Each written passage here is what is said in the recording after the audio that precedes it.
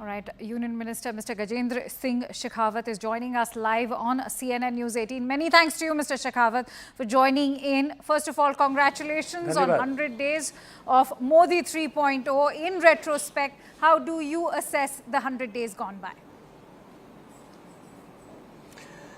देखिए, माननीय प्रधानमंत्री नरेंद्र मोदी जी के नेतृत्व में ऐतिहासिक सरकार तीसरी बार बनने के बाद उसी दिशा में, उसी लक्ष्य को प्राप्त करने के लिए, उसी मार्ग से भारत को विकसित बनाने का लक्ष्य, दिशा तय है और मार्ग जो कि सामान्य मानवीय के जीवन में परिवर्तन लाकर उसका सशक्तिकरण करना, इस मार्ग से चलते हुए जो काम 2014 से शुरू किया था, पिछले 10 साल के कालखंड में जिस तरह से फाउंडेशन रखी गई, एक स्ट्रांग फाउंडेशन विकसित भारत की रखी गई, मोदी 3.0 में उस फाउंडेशन पर विकसित भारत का भवन बनाने के लिए तेज गति से और कई गुना तेज गति से मैं कहूं कि काम प्रारंभ हुआ है। पिछले 100 दिन में ही 15-16 लाख करोड़ रुपए से ज़्यादा का इन्वेस्टमेंट भारत की विभिन्न योजनाओं के माध्यम से करने में सरकार ने सफलता प्राप्त की है।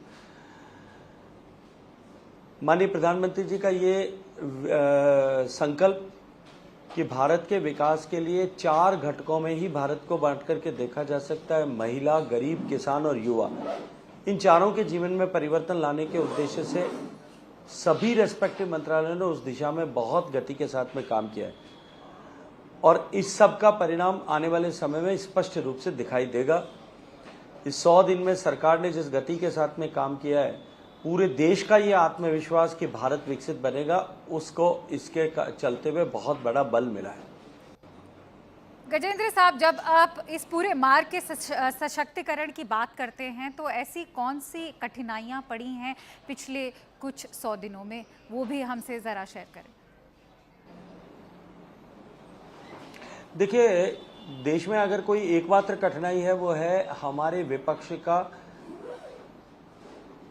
डिस्ट्रक्टिव अपोजिशन की तरह बिहेवियर करना। रचनात्मक विपक्ष की तरह काम करें, स्वागत है, लोकतंत्र में उसके लिए जगह भी है, लोकतंत्र में उसका सम्मान भी है, आदर भी है, लेकिन केवल और केवल अपनी महत्वाकांक्षाओं की पूर्ति के लिए झूठ परोसना, झूठे नैरेटिव खड़ा करना, झूठे नैरेटिव गढ़ना, दुनिया भर में जाकर के भारत की बढ़ती हुई छवि को, उभरती हुई छवि को धूमिल करने का प्रयास करना, मुझे लगता है यही एकमात्र सबसे बड़ी चुनौती जो है वो आज के समय में पिछले 100 दिन में हम सब ने देखी है।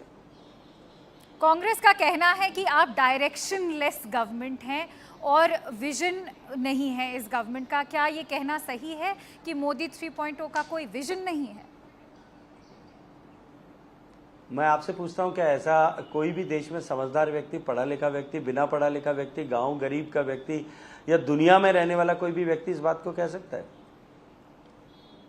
मोदी सरकार का, भारतीय जनता पार्टी का स्पष्ट लक्ष्य, हम भारत को विश्व का सबसे समर्थ, शक्तिशाली, संपन्न, समृद्ध देश बनाएंगे।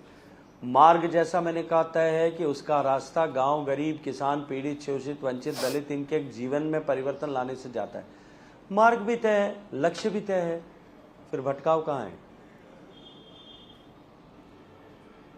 उन्होंने नीट यूजी फियास्को की बात की है, वायनाड में जिस तरह का डिज़ास्टर हुआ उसकी भी बात की है। कह रहे हैं कि उस तरह आप प्रोटेक्ट नहीं कर पाए वायनाड के लोगों को, चाहे नीट यूजी के स्टूडेंट्स हों, यूथ रिलेटेड इश्यूज भी हों, तो आप उनको उस तरह की अश्योरेंस नहीं दे पा रहे हैं कि उनके लिए भी इस गवर्नमेंट में आगे आने वाले दिनों में भी कोई विजन है। इस तरह के अटैक्स को आप किस तरह टैकल करेंगे? देखिए, जहाँ तक वायनाड में हुई दुखांती का विषय है, नेचुरल डिजास्टर है और इस बार देश के बहुत बड़े हिस्से में बहुत क्लाउड बर्स्ट भी हुए हैं जी। देश के बहुत बड़े हिस्से में अतिवृष्टि भी हुई है, बाढ़ का सामना करना पड़ा है और ये सब अप्रत्याशित नहीं है, क्योंकि क्लाइमेट चेंज की चुनौतियाँ जिस तरह से बढ़ रही, इरेटिक और स्कैंटी रेनफॉल्स बढ़ रहे हैं, बेमौसम बरसात हो रही है, एकाएक बादल फटने की घटनाओं में कई गुना वृद्धि हुई है, ये निश्चित रूप से एक बड़ी चुनौती है। इस चुनौती को पार पाने के लिए, दुनिया का ग्लोबल टेम्परेचर, ग्लोबल वार्मिंग को कम करने के लिए, पर्यावरण के प्रतिकूल प्रभावों को घटाने के लिए माननीय प्रधानमंत्री जी ने एक पेड़ मां के नाम ये इनिशिएटिव लिया, देश पूरा जुटा है। और पेड़ लगाने की मुहिम एक जन आंदोलन बन गई है। ये इसका लॉन्ग टर्म इलाज हो सकता है और पूरा विश्व इससे प्रेरणा लेकर के इस दिशा में काम कर सकता है और करने लगा है। जी गजेंद्र जहां तक शॉर्ट टर्म इम्पैक्ट्स की बात है, मैं आपसे थोड़ा सा ये जो कंट्रोवर्सीज हुई हैं उनके बारे में भी पूछना चाहूँगी, चाहे वो नीट यूजी हो या लैटरल एंट्री का रिवर्सल हो। वो कह रहे हैं कि उससे रिजर्वेशन भी डिस्ट्रॉय होगा, अनएम्प्लॉयमेंट बढ़ता जा रहा है। इन तरह के अटैक्स जो है, जो बीजेपी की छवि है ख़ास तौर से यूथ के सामने, वो भी बहुत इम्पैक्ट होती है। जहाँ तक अनएम्प्लॉयमेंट का प्रश्न है, मुझे लगता है नहीं कि पता नहीं कौन सी किताब के आंकड़े देखकर या कौन सी रिपोर्ट के आंकड़े देख करके हमारे विपक्षी मित्र कहते हैं। हाँ, ये जरूर है कि विपक्ष के सारे लोग जिन सपनों को लेकर के 2024 के लोकसभा चुनाव में गए थे जी, वो सपने देश की जनता के द्वारा धूलि धसरित कर देने के बाद में वो सपने जब मिट्टी में मिला दिए देश की जनता ने और पूरे बहुमत की एनडीए की सरकार बना दी, उसके बाद में वो सारे लोग जरूर बेरोजगार हो गए और अब बेरोजगारी का आलाप जो है अपने दर्द को उठाते हुए घूम रहे हैं। जहां तक नीट यूजी पीजी के प्रश्न का प्रश्न है जी, देखिए वो विषय न्यायालय में जो है लंबित भी है। न्यायालय ने उसमें अनेक बार टिप्पणियां भी की है, निर्णय भी किए हैं और निर्णयों के बाद में शायद मुझे लगता है कि पब्लिक प्लेटफॉर्म पर और मीडिया में हम सबको इन विषयों पर चर्चा करने से बचना चाहिए। गजेंद्र साहब, मेरा आखिरी प्रश्न यही होगा कि आने वाले दिनों में क्या चैलेंजेस दिखते हैं आपको? हम देख रहे हैं कि ना ही हमारे अंदर जो इंडिया के अंदर का विपक्ष है, पर बाहर भी इंडिया के काफ़ी थ्रेट परसेप्शन बढ़ता जा रहा है, खालिस्तानी इश्यूज़ भी बढ़ते जा रहे हैं। कह रहे हैं कि इंडिया अपने आप को उस तरह प्रोटेक्ट नहीं कर पा रहा है, यूएस भी हम पे सवाल उठा रहा है। आने वाले दिनों में आपको क्या चैलेंजेस दिखते हैं? देखिए, मुझे लगता है कि ये India is undergoing era of transformation. Alright. और जब कोई भी संस्थान, कोई भी ऑर्गेनाइजेशन, कोई भी देश इस तरह के ट्रांसफॉर्मेशन के दौर से गुजरता है, तब इस तरह की चुनौतियां और इस तरह के चैलेंजेस जो हैं उसका इंटीग्रल पार्ट होती हैं। ये चुनौतियां भी आएंगे, लेकिन सब चुनौतियों को पार पा करके भारत एक बार फिर विजयी मुद्रा में खड़ा होकर दुनिया का सबसे संपन्न देश बने। मैं केवल ये इसके लिए प्रतिक्रिया नहीं करता कि विपक्षी मित्रों ने जो बातें कही है, क्योंकि उन्होंने तो हर योजना के प्रारंभ से पहले इसी तरह की चर्चाएं की।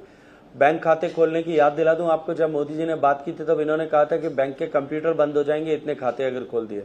तब 10 करोड़ खाते खोलने की घोषणा थी और 55 करोड़ खाते खुल गए और देश के गरीबों ने उसमें लाखों करोड़ रुपया जमा भी करा दिया, लेकिन बैंक के कंप्यूटर एक भी बंद नहीं हुए। उज्ज्वला की बात की थी, तब उन्होंने कहा था कि अवेलेबिलिटी ऑफ गैस एक संकट बन जाएगा। मुझे तो कहीं भी चुनौती किसी भी दृष्टिकोण से आती हुई दिखाई नहीं देती। इसलिए उनका काम प्रश्न खड़े करना है, लेकिन सारी चुनौतियों को पार पा करके देश विकसित हो, उस दिशा में हम काम भी करेंगे और सफल भी होंगे। पर यह भी कहा जा रहा है कि हिंदुत्व पे इतना फोकस है कि सिक्योरिटी से फोकस हटता जा रहा है। क्या आप जम्मू एंड कश्मीर को उस तरह की सिक्योरिटी प्रोवाइड कर पाएंगे? मुझे पता है पोल्स आ रहे हैं, लेकिन ऐसा वक्त भी देखा गया है जब मिलिटेंसी वापस बढ़ गई है, खासतौर से जम्मू में। क्या मोदी 3.0 उस तरह की सिक्योरिटी प्रोवाइड कर पाएगी, खासतौर से टेररिज्म के खिलाफ? क्या आप सोचते हैं और आप ये कह सकते हैं कि टेररिज्म का जो बुरा दौर था यूपीए के शासन के समय में, वो दौर वापस लौटा है या उससे बुरा दौर लौटा है? छिटपुट घटनाओं को छोड़ करके आज कश्मीर वैली घाटी पूरी तरह से सुरक्षित भी है, शांत भी है। चुनाव का माहौल देख लीजिए, पिछले चुनाव में हुए पोलिंग का परसेंटेज देख लीजिए, अभी चुनाव का उत्साह देख लीजिए। मैं तो अभी चुनाव के निमित्त मुझे श्रीनगर जाने का मौका मिला था। मैं रात में 10 बजे एक बैठक करके 10:30 बजे और जहां मेरा आवास की व्यवस्था थी वहां जा रहा था और रास्ते में मैंने देखा कि बहुत सारे युवा जोड़े जो है सड़क पर ऐसे चहलकदमी कर रहे हैं रात को 10:30 बजे बीच कश्मीर शहर में, श्रीनगर शहर में। उनमें से 2 मेरे परिचित मेरे लोकसभा क्षेत्र के बच्चे मुझे दिखे, तो मैं रुका। मैंने रुक करके उनसे कहा, न्यूली मैरिड कपल था, मैंने कहा बेटा तुम लोग रात को यहाँ घूम रहे हो, थोड़ा सेफ है? तो उन्होंने कहा हम 3 दिन से रोज रात को 12 बजे तक घूमते हैं, हमको तो कश्मीर जोधपुर के जितना ही सेफ, श्रीनगर भी जोधपुर के जितना ही सेफ दिखता है, सुरक्षित दिखता है, किसी तरह की कोई चुनौती नहीं है। अब जब ये हालात हैं, इस तरह की स्थिति है, उसके बाद में भी कश्मीर के बढ़ते हुए टूरिज्म को, बढ़ते हुए जो है शांति के चलते हुए बढ़ते हुए टूरिज्म को डेंट लगाने के लिए इस तरह की जो बातें हमारा विपक्ष करता है, ये गैर जिम्मेदाराना है। जिस कश्मीर में सड़क पे से निकलना संभव नहीं था, जो कांग्रेस के अभी यूपीए के पूर्व गृह मंत्री ने जो बात कही कि लाल चौक पर जाना संभव नहीं था, उस लाल चौक पे रात में अगर 12 बजे या 11 बजे युवा जोड़े भारत भर से आकर के, दुनिया भर से आकर के रात को वहां अपनी मस्ती में आनंद के साथ घूम रहे हैं, इससे बेहतर और क्या हो सकता है? उस बात से मैं पूरी तरह से सहमत हूँ गजेंद्र साहब। पर मणिपुर में देखा जाए तो जिस तरह का अनरेस्ट हमने पिछले 1 साल में देखा है, वो पहले बहुत सालों से नहीं देखने को मिला। क्या आपकी गवर्नमेंट आने वाले दिनों में मणिपुर की सिक्योरिटी सिचुएशन को कंट्रोल कर पाएगी? देखिए, निश्चित रूप से उसके लिए प्रयास पहले दिन से प्रारंभ हुए थे, आज भी प्रयास चल रहे हैं और मुझे पूरा भरोसा है कि स्थितियां सुधरेंगी, लोगों के बीच की ये दूरियां वैमनस्य कम होगा और जो लोग इसके पीछे हैं, जो साजिश करता है, जो षड्यंत्र करता है, जो दोषी हैं, उन सब के खिलाफ कार्रवाई होकर एक बार फिर मणिपुर में भी शांति व्यवस्था पूरी तरह से कायम होगी। माननीय प्रधानमंत्री जी के नेतृत्व में जिस तरह से नॉर्थ ईस्टर्न रीजन को, इन पूरे प्रदेशों को, जो कभी देश से अलग थलग अपने आप को महसूस करते थे, इंफ्रास्ट्रक्चर ग्रोथ के माध्यम से एक नया आत्मविश्वास उनमें जगाने में सफलता प्राप्त की। अष्टलक्ष्मी के रूप में उनको मान करके वो भारत की इकोनॉमी का ड्राइवर बने, भारत की प्रगति के साथ साथ कदम ताल करके प्रगति करें, ऐसा वहां स्पष्ट रूप से संदेश है और लोग इस बात को स्वीकार भी कर रहे हैं। शेखावत साहब, मेरा आखिरी प्रश्न आपसे सिर्फ बांग्लादेश के हिंदुओं के लिए होगा। काफ़ी सारे वर्बल अश्योरेंसेस आए हैं इंडियन गवर्नमेंट से, पर क्या किया जा रहा है? बहुत से फॉरेन पॉलिसी एक्सपर्ट्स का कहना है कि जब तक डायलॉग नहीं फॉर्म होगा बांग्लादेश की नई इंटरिम गवर्नमेंट के साथ, वहाँ के हिंदूज़ के लिए भी कुछ नहीं किया जा सकेगा। मैं आपके थॉट्स जानना चाहूँगी। थोड़ा सा इंतज़ार करिए, मुझे लगता है कि आपको सभी सकारात्मक उत्तर इन प्रश्नों के मिल ही जाएंगे। जी, गजेंद्र सिंह शेखावत, हमसे बात करने के लिए बहुत बहुत धन्यवाद and it was a pleasure to have you here on CNN News 18। Heartiest congratulations again for Modi 3.0।